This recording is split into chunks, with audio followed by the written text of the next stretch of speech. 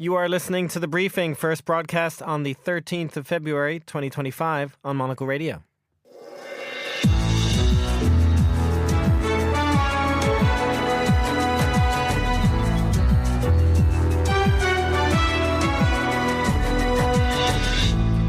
Hello and welcome to The Briefing, broadcasting live from Studio One here at Midori House in London. I'm Chris Chermak. Coming up on today's program, Donald Trump speaks with Vladimir Putin.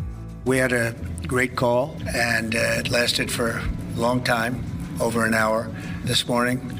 I also had with President Zelensky a very good call after that. And I think we're on the way to getting peace. We'll explore where negotiations over Ukraine could end up. After that, we look at why the US and the UK refused to sign a final declaration at Emmanuel Macron's AI summit. We'll hear from the final day of the Dubai World Government Summit, and Fernando Augusto Pacheco is here because it is Thursday, and of course you are. Namaskar, Chris. Today it's all about Nepalese music. We have big comebacks and cool dance moves for you. The Global Countdown coming up, and an interview with a British filmmaker who has imagined what it's like to live life as a handbag. All that right here on The Briefing with me, Chris Chermak.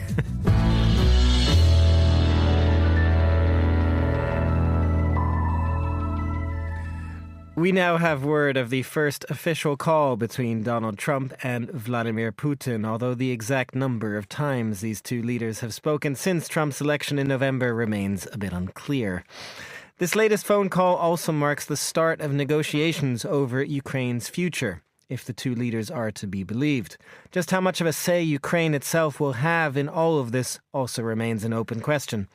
Well, joining me now is Jenny Mathers, Senior Lecturer in International Politics at Aberystwyth University. Jenny, Trump had a lengthy and productive call with Putin, according to the readouts. How friendly do we imagine this call actually was? Well, it was probably pretty friendly in the sense that Trump and Putin seemed to get along well. Trump seems to crave Putin's approval.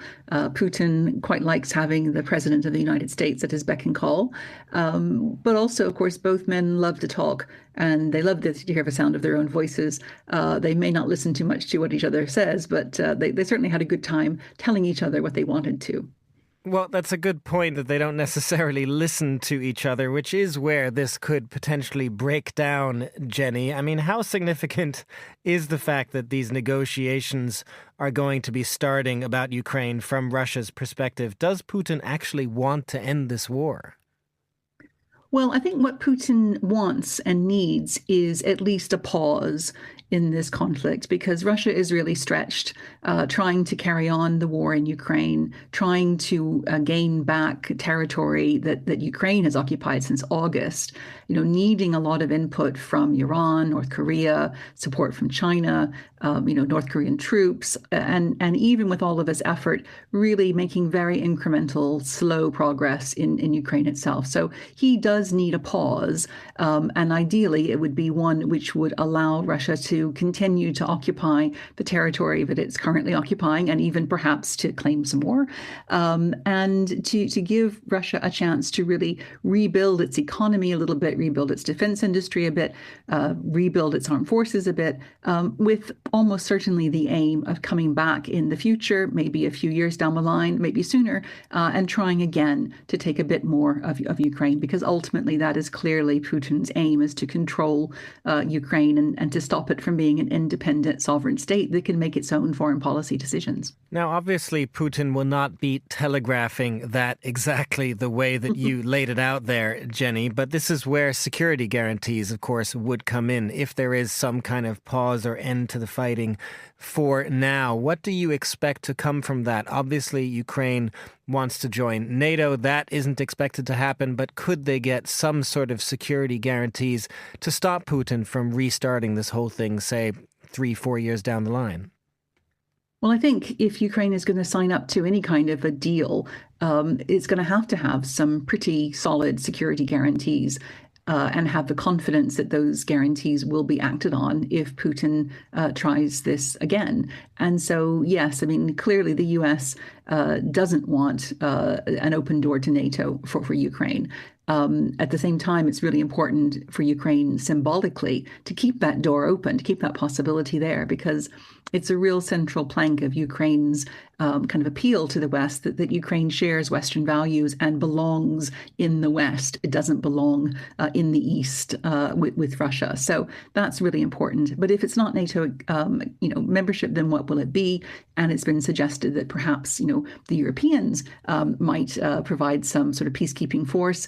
But it's interesting that it's the Americans making this suggestion.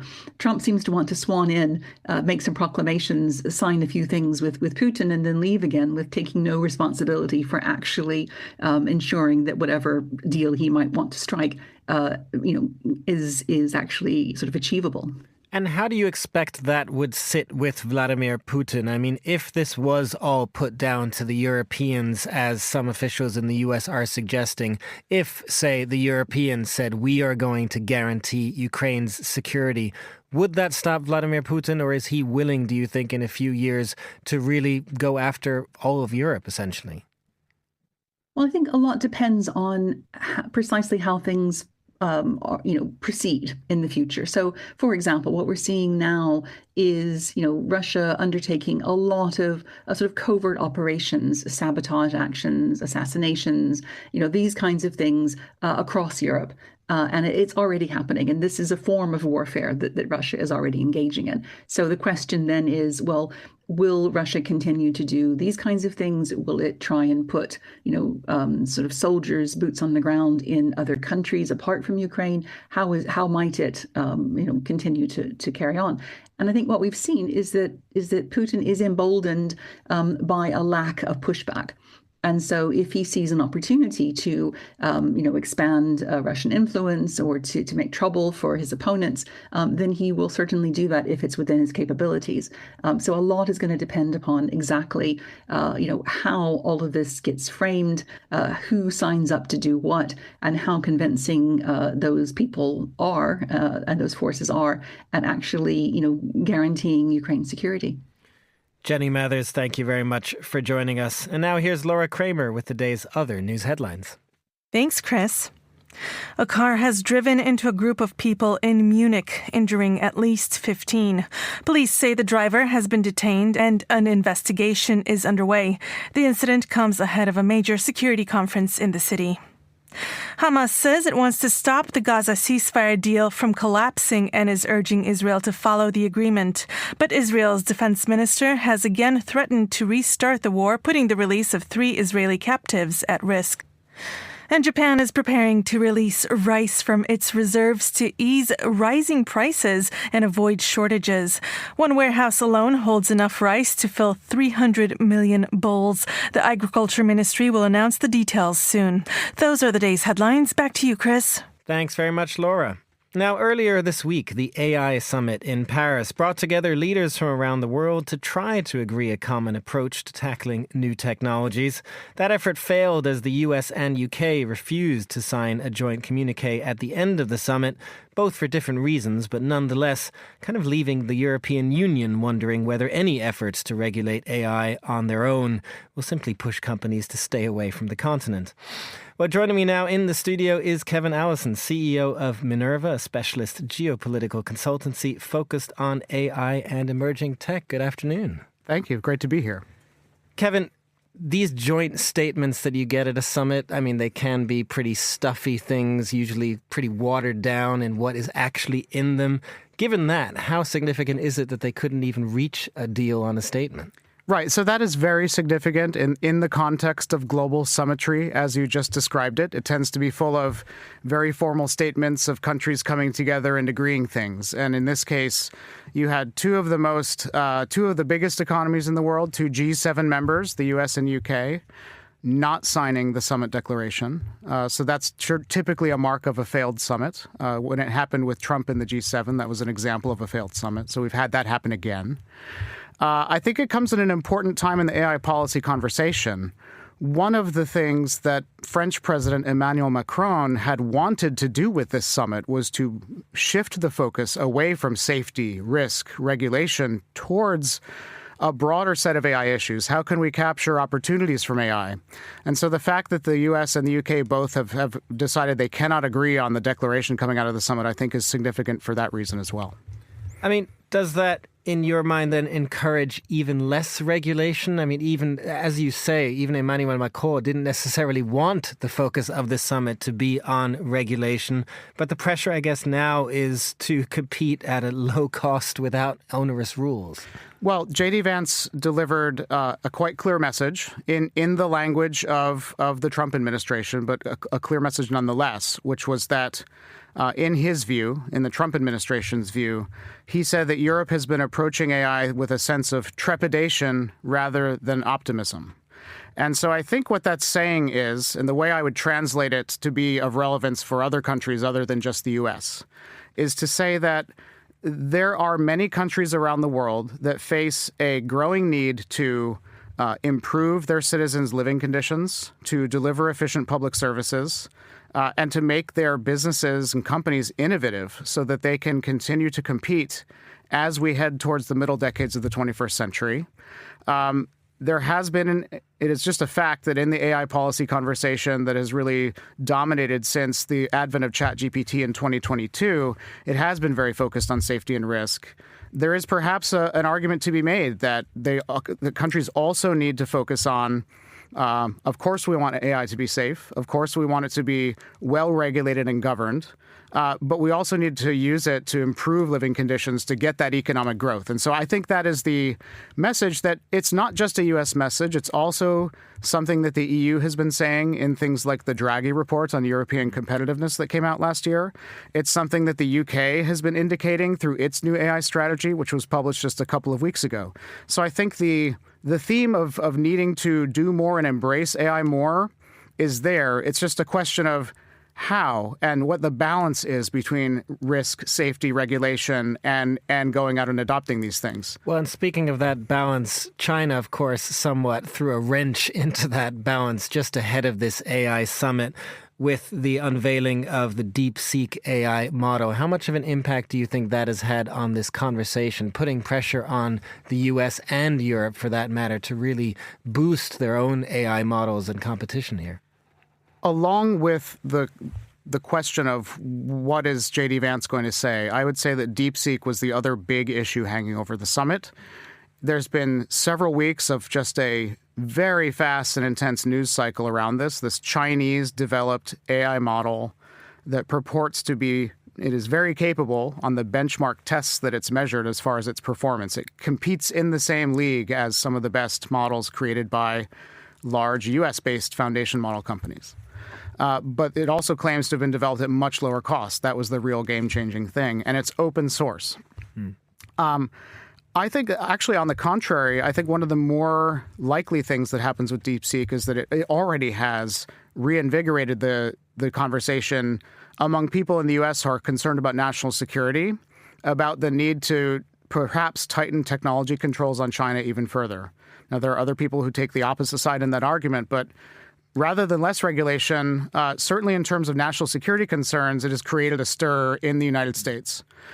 What I think the angle for around DeepSeek is for the Europeans is that if a Chinese lab, it's a small lab, if they can do this with smaller, more capable models, anyone can. And so I think that what the real lesson of DeepSeek here is that when it comes to AI innovation, the game is still very much afoot. And so countries that are concerned about their competitiveness, that want to embrace AI, but maybe don't have the same massive resources that they can throw at this that a country like the US or China can, they still very much have a play to make here. It is still very early in the days of AI innovation. Just finally, Kevin, when we do talk about regulation, security risk that is not so much on the agenda at the moment, is there some kind of common sense, lowest common denominator set of regulations that you think the world can and will agree on when it comes to AI? Well, there are a few threads of what I'd just say is AI governance that I think will continue. First, companies across the sector, some of the leading companies that have committed to these kind of responsible AI frameworks, they're continuing to roll those out. Now, it's not entirely satisfying for governments who say, well, voluntary commitments aren't the same as a hard legal commitment. But it is a form of governance that I think will shape how AI is used. So that is an ongoing process. In the U.S., I think that what remains of the safety and risk discussion, it will be a lot less of the kind of privacy and bias concerns, but I think that the kind of, you could call it harder edge national security concerns, like whether AI models can be used to help people create chemical weapons or engage in really destructive offensive cyber attacks. I think that focus will continue. Even reading between the lines of J.D. Vance's speech, he was kind of saying that. So I do think there is an ongoing safety agenda. It will just be cast in very different terms and will involve a different set of concerns or a smaller set of concerns than before. Kevin Allison, CEO of Minerva, thank you very much for joining us. This is The Briefing.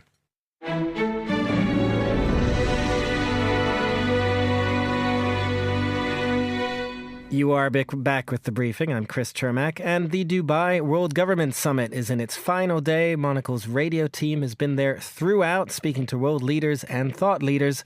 Monocle's Tom Webb caught up with our head of radio, Tom Edwards, to find out more. Today and every day has been fascinating. I must say one of the highlights, though, is when His Highness Sheikh Mohammed bin Rashid Al Maktoum is here. He's done kind of a daily walkabout, and he has his significant retinue that follows, and then he'll stop and visit maybe a coffee shop. Yes, he did visit the Monocle coffee shop and Americana, in case you're wondering.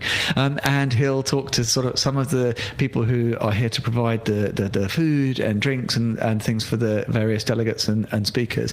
And there's such a palpable air of excitement when he's imminent. The crowds part, and there's a real buzz. It's actually quite endearing, and it's really lovely to see when he stops and chats with some of the kind of staff here. They're absolutely made up afterwards, and it's really sweet. And I think it underscores how excited people generally are.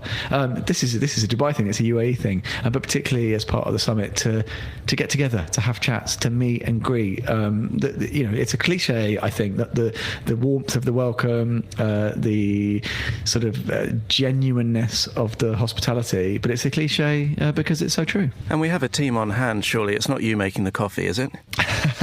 No, we have our good colleagues from Zurich staffing the Monocle Cafe, and of course, colleagues from radio here in our mercifully air-conditioned booth. We've also Andrew Tucker's been in town, Tyler Boulay's been in town.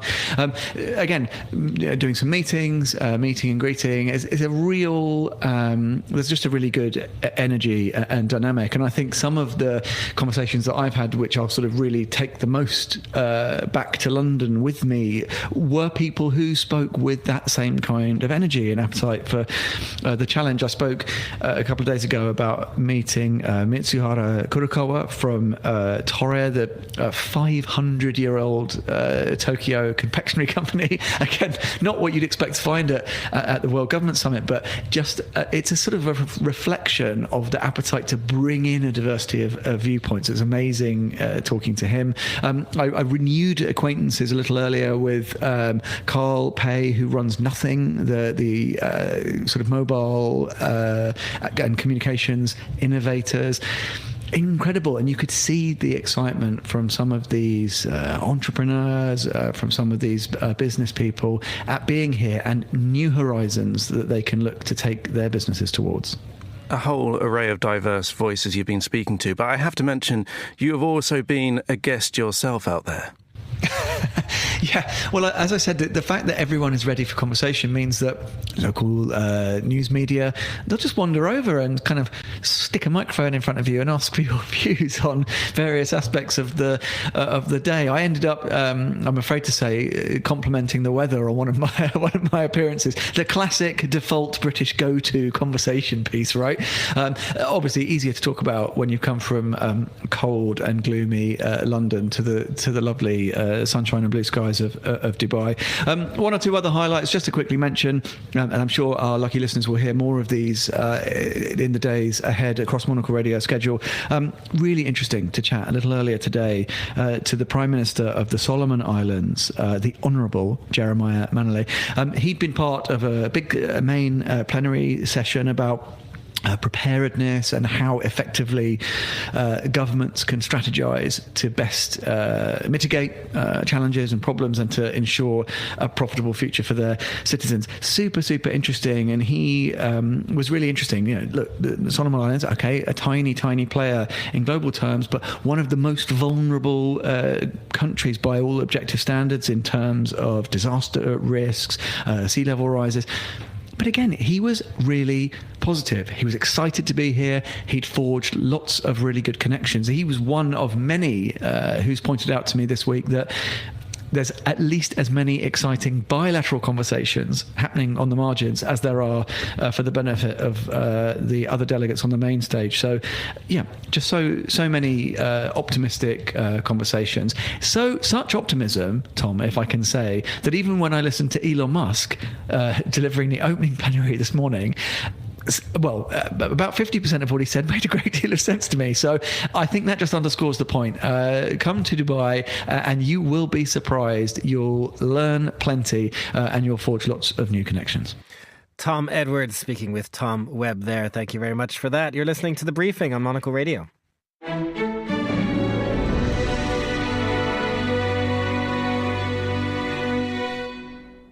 Now, for the latest edition of its film series Women's Tales, the fashion brand Miu Miu has tapped British filmmaker Joanna Hogg and gave her a completely open brief.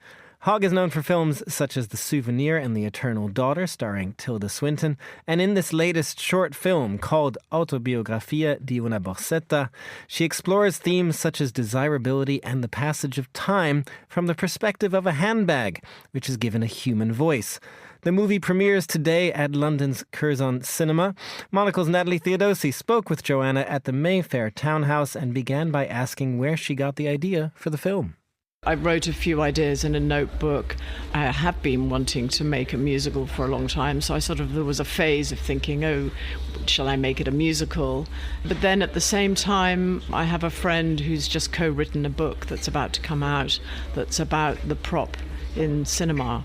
So he's investigating the many different aspects of what, how the object or the prop in film is seen or not seen, as the case may be. And I think it's the first time a book has been written focusing on that aspect of cinema before, and of course that made me think of what the props are in fashion, and I've always been a collector of handbags, so that quickly came to mind that it should be a handbag if I'm going to focus on an object, and then the idea of making the handbag the protagonist, and it seemed immediately, I think I had a sense of wanting it to be episodic, because a handbag doesn't just stay in one person's hands. Maybe sometimes it does, but the idea that it can move through different stories. It's interesting that you say you collect handbags, and I think there's such an emotional and interesting relationship between women and their handbags and the lives they live. So tell me a little bit about that on a broader scale before we look at the film in particular. Why did you collect them, and why particularly handbags, and why do you think more generally women, like all of us, have this attachment to them? I don't know if I can explain why or where I first started collecting them, but there's something very tactile about a handbag, and it's a container of things, and I'm always carrying around a lot of things. So as I've got older, I think but the handbags have got bigger and bigger because there's more things. I've got more baggage in a way, and but I just love the different shapes that they come in. I am sort of drawn, because I love fashion, I am drawn to what different designers are doing with handbags, and there's something just very satisfying about the different shapes, and that it's something useful. I'm not a fan of sort of ornaments or things that you can't put to good use, so the handbag is it's perfect in that way. Yeah, and I love what you were saying when we look at the film specifically about that balance of humanizing the bag, giving it a voice, but also highlighting that it is an object.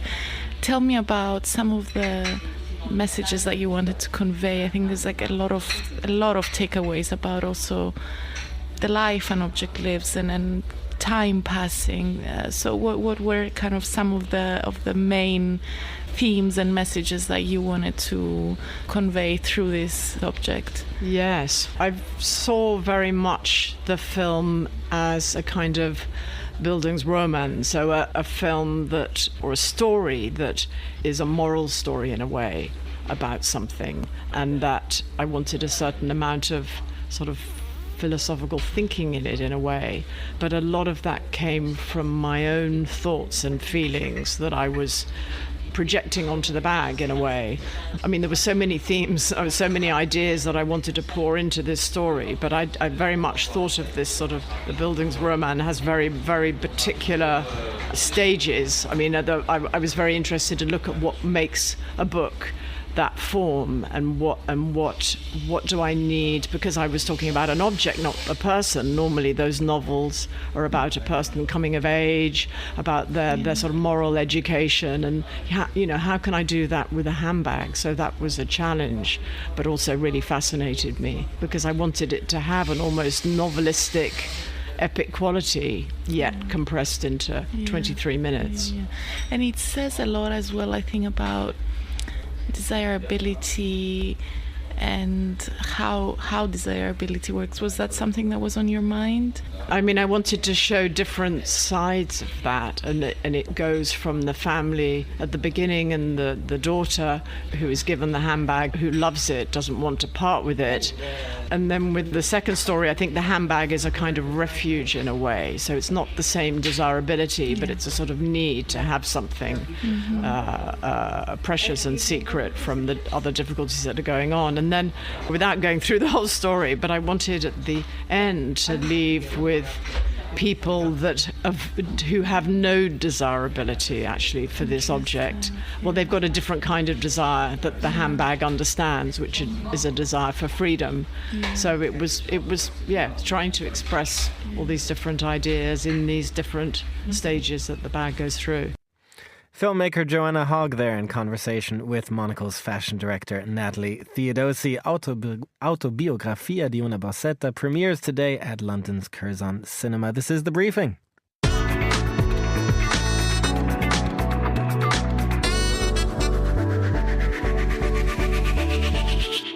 And finally, on today's show, that music will have tipped off our regular listeners that it is time for the Global Countdown with Monocle's senior correspondent and musical curator, Fernando Augusto Pacheco. Good afternoon, Fernando. Good afternoon, and I'm very excited, Chris, because the country I chose, what a delight. Are you excited? How camp are we getting?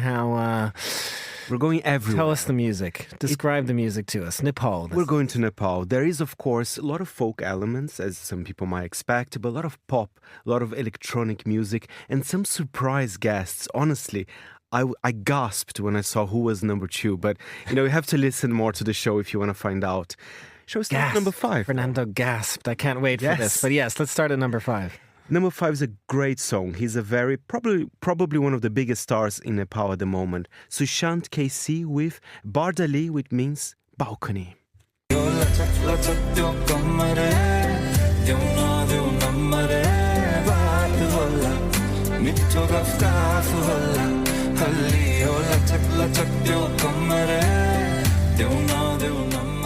I do love a good balcony, Faye. This is very important to me in my home and when I was searching for a home. Is this an ode to balconies? The only problem, I saw the video, there were no balconies featured. Oh. That's a bit of a shame. But, remember when I spoke on the menu, big comeback. So he's back. I mean, to be honest, he had a 2-year hiatus. I mean, that's not a lot. But I think he was very tired because he's a busy man. He's not only a pop singer, but he's also the coach at the Voice Kids in Nepal. There is the Voice Kids version. It's the Kids edition. Okay, the Kids edition. Well, he is a busy man. Glad to see he's back. Very good. We must be happy. Nepalese must be happy about that as well. What do we have at number 4? Number 4 is the soundtrack of a film called Kushma, which was a big hit in Nepal. It was a romantic drama. The actors described, that's not very helpful to me, but as a simple love story. But looking at the video is very kind of rural, very cute, if I may add. You know, it's a couple, they're holding hands and they're doing, you know, lots of lovely dance moves in it as well. Lots of awns. Lots of awns. And so let's have a listen. The song is called Rukung Mai Kut, which was performed by S.T. Yogi, Diraz Magar, and more.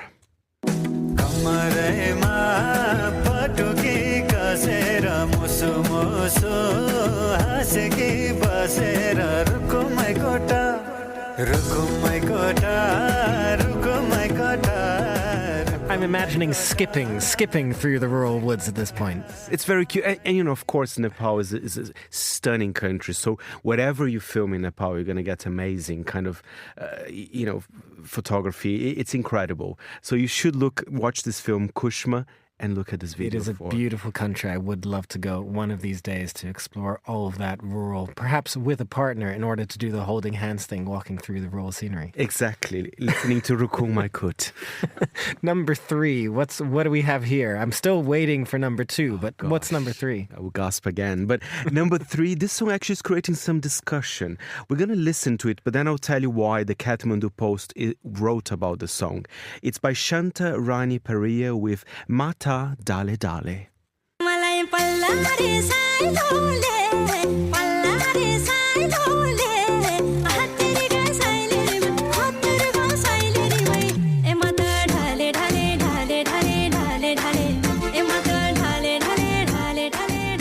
It's very sweet. What is there, controversy around this song? Mild controversies. And to be honest, it's not just with that song, but the Kathmandu Post, you know, they raised a valid point. This song became viral on TikTok and all social media in Nepal because of its easy hooks. It's very addictive. The lyrics are very simple. It's to the point. And they were questioning, not necessarily her, I want to be fair with the Kathmandu Post, but are songs these days just made for TikTok? And even Shanta, she actually commented on this piece saying sometimes she does think of social media when she's writing a song. So I mean, doesn't everybody want their songs to be catchy? I mean, yes, but interesting controversy. It's an interesting controversy, but maybe the lyrics might not be as sharp as they should be.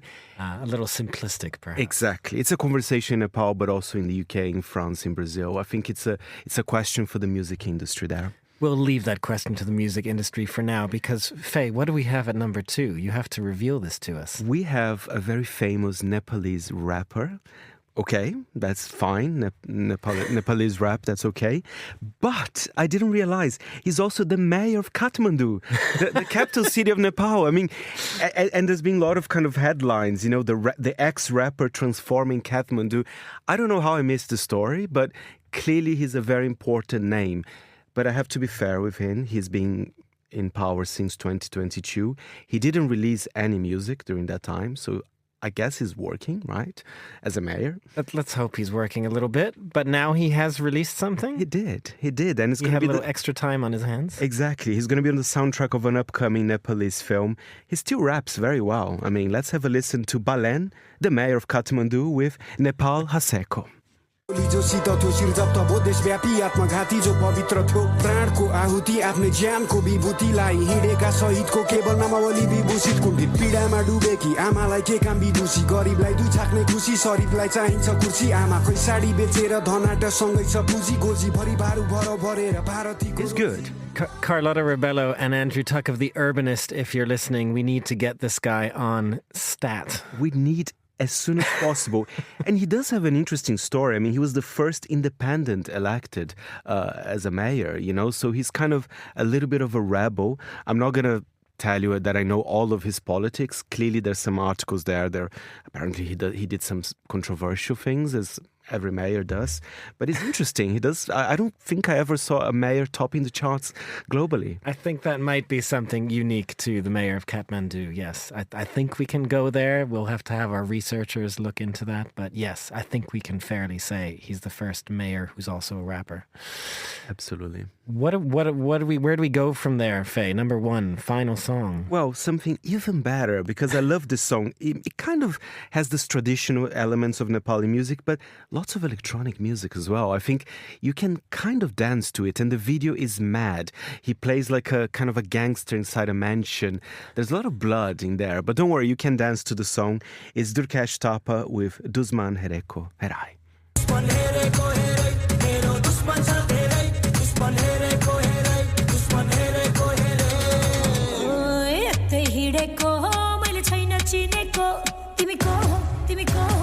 कट्टा सट्टा फल दिएर पिस्तोल किन्देको ओइ कट्टा सट्टा फल दिएर पिस्तोल किन्देको तिमी को हो Dance away and don't watch the music video. That's basically the advice on this. Or do watch it if you like Scarface. I think it's a great film. I mean, it's kind of the Nepalese version of Scarface in a video. And by the way, the song that I would have imagined had gone with Scarface, though. This is to our team in Dubai. They are at the World's Government Summit. He will be performing in Dubai this Saturday. So, easy. Extend your flights, team. Tyler Brule, Andrew Tuck, Tom Edwards. You must watch this on Saturday. Fernando Augusto Pacheco, thank you very much for joining us. That's all the time we have for this edition of The Briefing. It was produced by Tom Webb. Our researcher was Maisie Ringer, and our studio manager was Elliot Greenfield. The Briefing is back tomorrow at the same time. I'm Chris Termack. Goodbye, and thanks for listening.